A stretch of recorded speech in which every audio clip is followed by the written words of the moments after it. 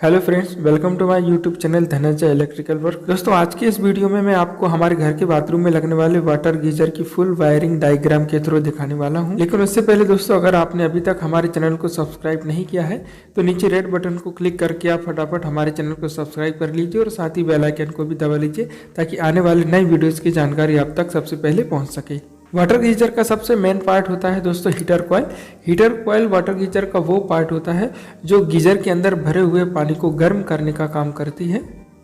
Geyser में दूसरा part होता है दोस्तों थर्मोस्टेट। थर्मोस्टेट वो डिवाइस होती है जिसमें टेम्परेचर सेट कर दिया जाता है।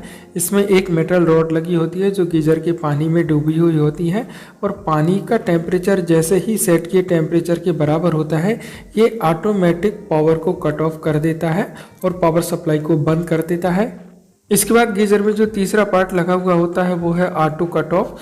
ये भी एक प्रकार का थर्मोस्टेट है। इसमें भी एक मेटल रॉड लगी होती है जो गीजर के पानी में डूबी हुई होती है और ये किस प्रकार वर्क करता है ये मैं आपको आगे दिखाऊंगा।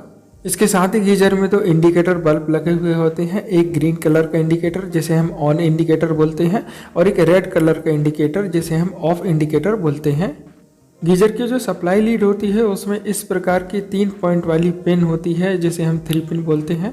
उसमें आपको 3 कलर के वायर देखने को मिलेंगे, एक ब्लैक, दूसरा रेड और तीसरा ग्रीन।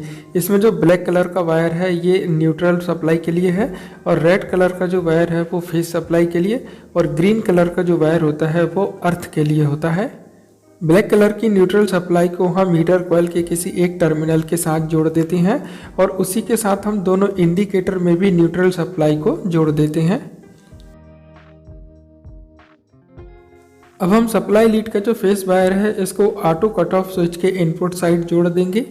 ऑटो कट ऑफ और थर्मोस्टेट को हमें सीरीज में जोड़ना है, इसलिए ऑटो कट ऑफ के आउटपुट साइड से हम एक वायर थर्मोस्टेट के इनपुट साइड जोड़ देंगे और थर्मोस्टेट के आउटपुट को हम हीटर कॉइल के दूसरे टर्मिनल के साथ जोड़ देंगे।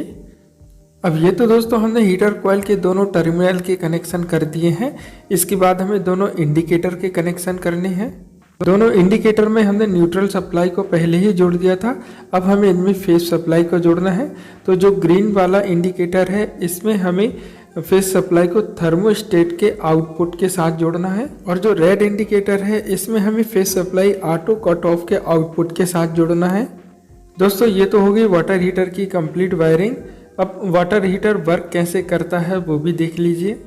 ब्लैक वायर के थ्रू हमने हीटर कॉइल में न्यूट्रल सप्लाई को दिया है और रेड कलर के वायर के द्वारा हम फेज सप्लाई हीटर कॉइल तक देंगे। जब हम पावर सप्लाई वाटर हीटर को ऑन करते हैं तो फेज सप्लाई सबसे पहले ऑटो कट ऑफ स्विच में जाता है और उसके बाद थर्मोस्टेट में जाता है और थर्मोस्टेट से होता हुआ हीटर कॉइल में जाता है। जब ऑटो कट ऑफ में पावर सप्लाई जाता है तो रेड इंडिकेटर ग्लो होने लगता है और जब थर्मोस्टेट में जाता है तो ग्रीन कलर का जो इंडिकेटर है वो ग्लो होने लगता है। गीजर में जब दोनों इंडिकेटर ग्लो होते हैं तो इसका मतलब ये होता है कि गीजर ऑन है। गीजर में जब पानी गर्म हो जाता है तो ये जो थर्मोस्टेट है ये पावर सप्लाई को ब्रेक कर देता है जिससे ग्रीन कलर का इंडिकेटर ग्लो होना बंद हो जाता है और पावर सप्लाई हीटर कॉइल तक नहीं पहुंचता है। और जब ठंडा पानी गीजर के अंदर पहुंचता है तो ये पावर सप्लाई को ऑटोमेटिक दोबारा से ऑन कर देता है और ग्रीन इंडिकेटर दोबारा से ग्लो करने लगता है। थर्मोस्टेट जब कभी ख़राब हो जाता है या ये प्रॉपर वर्क नहीं करता है तो उसकी जगह पर ऑटो कट ऑफ वर्क करता है।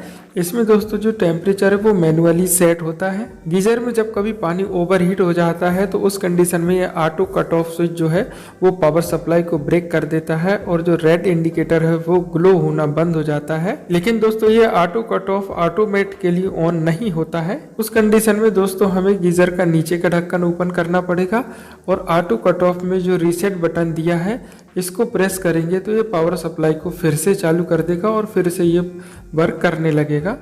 तो दोस्तों, अब आप समझ ही गए होंगे कि वाटर गीजर किस प्रकार वर्क करता है।